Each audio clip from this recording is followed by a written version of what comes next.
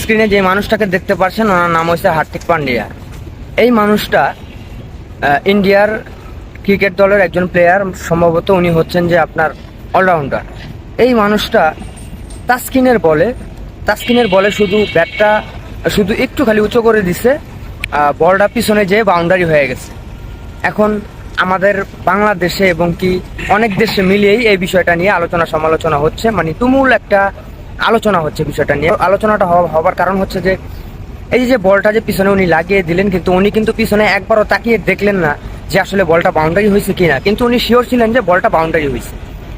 এখন অনেকেই বলছে যে বাংলাদেশে যে প্লেয়ারগুলি আছে ওনাদেরকে এই ইন্ডিয়ার প্লেয়াররা মনে করে যে ডাল ভাতের মতো। তো যাই হোক, বিষয়টা খুবই খারাপ লাগছে যে বাংলাদেশের প্লেয়ারগুলিরে কোনো গণায় ধরে না ইন্ডিয়ার প্লেয়াররা। কারণ গণায় ধরবেই বা কীভাবে? ইন্ডিয়ার প্লেয়াররা জানে যে আসলে ওদের আরও খেলা শিখতে হবে। আমাদের কাছে